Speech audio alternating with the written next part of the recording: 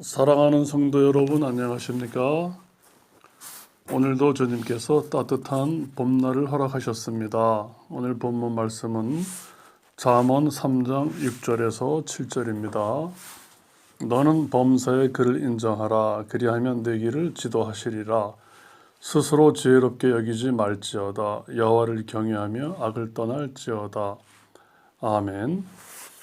성경은 주님께 순종하며 주님을 범사에 인정한 사람들은 늘 형통하며 기쁨 가운데 자유하며 주님과 동행한 이야기입니다. 반면에 주님을 인정치 아니하고 불순종하여 자기 뜻과 고집을 주장하여 끝까지 돌이키지 아니한 자들은 고통과 눈물과 한숨 어린 참으로 슬픈 이야기로 점철된 내용들입니다. 성경의 많은 인물들이 인류의 문명 처음부터 에녹이나 노아나 아브라함이나 이삭이나 야곱, 요셉, 모세, 여호수아 등등 갈렙, 또 입다, 또 기드온, 다윗, 또 여러 선지자들을 보면 모두가 다 여러 어려운 가운데 힘든 상황에서도 주님을 순종하며 인정하며 주님을 따라가며 함께했던 그런 아름다운 사랑의 이야기입니다. 반면에 주님을 인정치 아니하고 주님께 함부로 거역하며 배역한 자들이 늘 주 앞에 버림받으며 참으로 말할 수 없는 고통 가운데 불행한 가운데 삶을 사는 그런 모습을 보게 됩니다. 하나님께서는 우리를 하나님의 형상대로 만드셨기 때문에 우리는 하나님을 떠나서는 존재할 수 없는 그러한 존재로 만드셨습니다. 생각이나 삶이나 방향이나 우리의 모든 행위가 주님 보시기에 주님을 닮게 만드셨기 때문에 이를 떠나서는 반드시 초라하고 뿌리 뽑힌 나무처럼 살 수밖에 없는 존재가 됩니다. 우리는 스스로 지혜롭게 여겨서 타락한 그 첫사람의 후손들이기에 늘 지금도 이 악한 세력은 우리를 스스로 지혜롭게 여기게끔 늘 조종을 합니다. 오히려 하나님의 지혜를 또 무시하며 하나님의 말씀을 거역하게 우리를 유인합니다. 성경은 끊임없이 늘 조심하라, 조심하라 이야기합니다. 오늘 본문에서도 너는 범사의 그를 인정하라. 그리하면 내 길을 지도하시리라. 우리가 범사에 주님을 기꺼이 감사함으로 인정하면 이 말씀을 왜 쓰셨겠습니까? 우리는 안타깝게도 스스로 지혜롭게 여기는 자로 변질되었기 때문에 하나님께서 안타까운 마음으로 우리에게 범사에 하나님을 인정하라 이야기하십니다. 우리의 본분은 여호와를 경외하며 악을 떠날 것이다, 떠날지어다 이렇게 말씀하십니다. 우리가 구약 성경을 봐도 주님을 인정하고 함께한 자들은 그렇게 많지 않았습니다. 하나님께서 이 땅에 오실 것을 내다보며 굳건한 믿음으로 하나님께 순종한 자들은 그렇게 많지 않았습니다.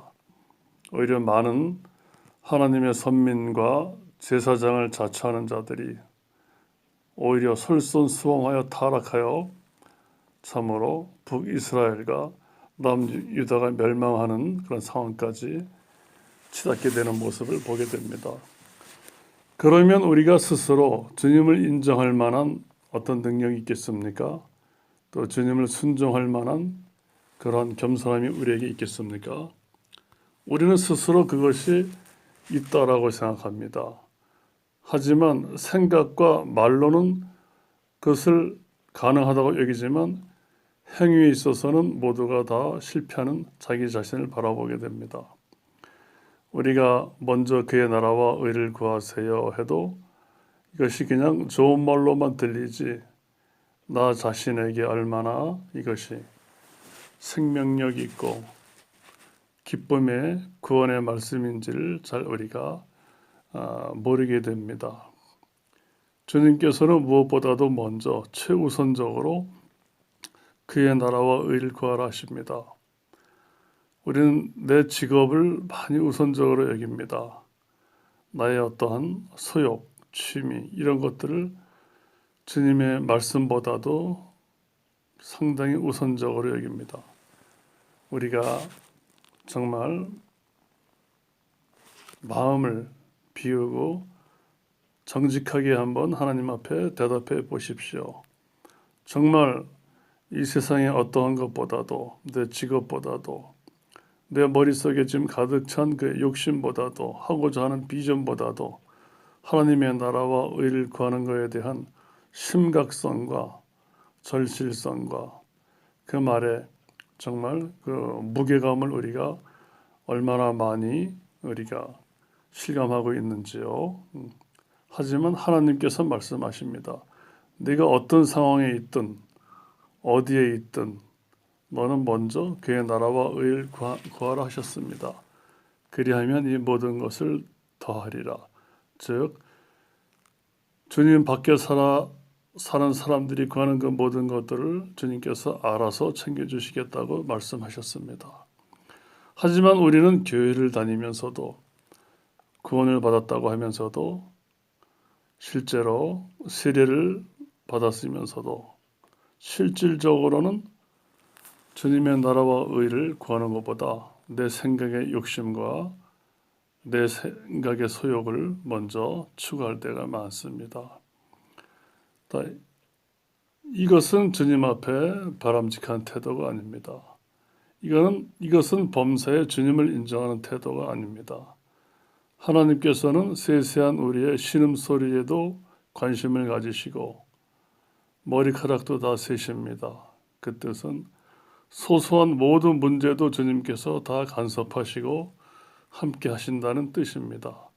우리는 크고 거창한 일에만 주님과 함께 하려고 하는 그런 어리석은 생각을 갖고 있습니다. 하나님께서는 오히려 작은 시간에 충성하라, 작은 물질을 기뻐하라, 하찮아 보이는 사람한테 참으로 크게 배려하고 존중하라. 인간들이 값으로 매기지 아니한 주님이 허락하신 모든 만물을 보고 하나님을 찬양하라 이렇게 말씀하십니다. 우리가 과연 이렇게 살고 있습니까? 사실 우리에게는 주님을 순종할 만한 능력이 없습니다. 그래서 그토록 수많은 이적과 하나님을 경험하면서도 유다와 이스라엘이 멸망을 당한 것입니다. 우리는 정직해야 됩니다. 우리 안에 선한 것이 있는가? 의로운 것이 있는가? 정말 주님을 순종할 만한 능력이 있는가?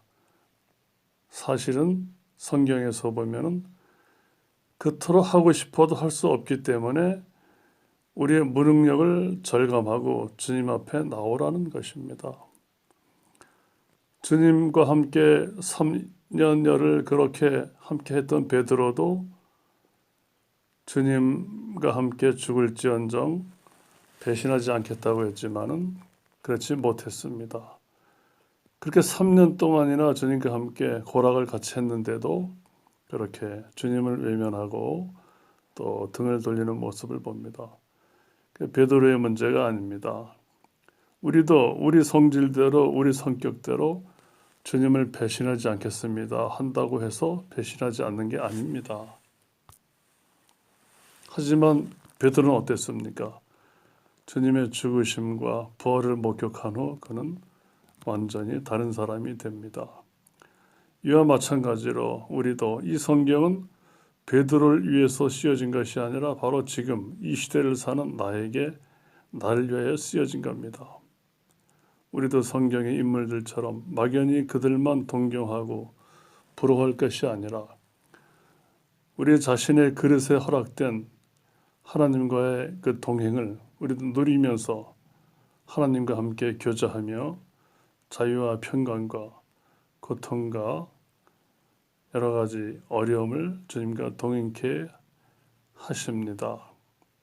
즉 베드로가 십자가에서 죽으신 주님과 부활하신 주님으로 인하여 나중에 완전히 다른 사람이 되어 주의 말씀에 순종하여 주님 명령을 온 세상에 전파하셨듯이 우리도 주님과 함께 십자가에 죽어야 됩니다. 십자가는 죽이는 도구입니다. 십자가에 올라간 사람은 이 세상을 다시 볼 수 없습니다. 우리의 삶을 끝장나게 합니다. 우리 옛 사람을 완전히 끝장나게 하는 것이 바로 십자가입니다. 하나님께서 왜 예수님을 십자가에 달리게 하셨겠습니까? 그의 고통과 눈물과 죽음과 희생과 부서짐과 그 지난한 끔찍함을 우리 보고 바라보라고 하십니다. 우리의 죄의 상태가 얼마나 적나라한지, 주의 죽으심으로 인하여 너희가 일생을 주님 죽이신 자임을 깨닫고 양심의 가책을 느끼라고 하는 것입니다. 여러분들 회개가 뭡니까? 막연한 반성입니까? 아닙니다. 우리를 위하여 우리를 사랑하사 죽으신 주의 죽으심을 보고 살아 생전 동안 양심의 가책을 느껴 일생 동안 나의 주장과 나의 뜻과 나의 소욕과 내 고집을 하지 못하게 하는 것이 바로 회개입니다. 아담으로 비롯된 자기 주장, 내 의, 내 사랑, 내 연민, 내 악한 본성, 하나님을 너무 쉽게 변절하는 이 모든 것들을 죽이기 위해서는 주의 죽으심을 바라보고 주의 죽으심을 힘입어 우리가 함께 죽어야만 함을 알게 하시기 위해서 주님께서 십자가를 지신 것입니다. 로마서에도 예수와 합하여 세례받은 너희는 그의 죽으심과 합하여 세례받은 줄 알지 못하느냐. 그의 죽으심과 합하여 세례를 받음으로 너희가 장사되었나니 이는 하나님께서 그리스도를 다시 그의 영광으로 다시 살림과 같이 우리도 또한 새 생명 가운데 행하게 하려 하심이라 이렇게 말씀하셨습니다. 성경은 주의 죽으심을 나를 위한 죽으심으로 온전히 받아들이지 아니하면 새 생명 가운데 살 수 없다 하셨습니다. 우리는 주의 죽으심을 온전히 나의 죽음으로 받아들이지 아니하면 주님께 순종할 수가 없습니다. 우리는 그렇게 창조되었습니다. 또 인정할 수도 없습니다. 오늘 본문 말씀대로 범사에 지금 이 시간이 바로 구원의 때, 그 은혜의 때입니다. 지금 그를 인정해야 됩니다. 한 번 지금 인정하는 것이 아니라 우리가 잠재의식이란 말이 있죠. 우리가 기도를 하든 걸어가든 밥을 먹든 일상생활에 늘 주님을 인정함이 바로 우리 영혼에 가득히 채워지기를 원하십니다. 그것만이 우리를 새 생명 가운데 행하게 하시고 그래야만이 우리가 온전한 순종도 가능하고 그것만이 우리의 주장이 없어지고 그것만이 말씀과 성령으로 충만해지길 바라는 그런 존재로 우리를 변화시켜 주십니다.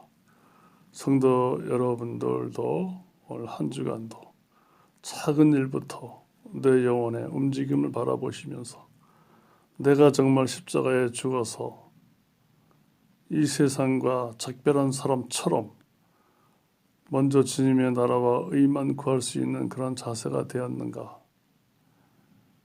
한번 돌아보시면서 새 생명 가운데 행하게 하신 주님을 찬송하시는 한 주가 되시기를 바랍니다.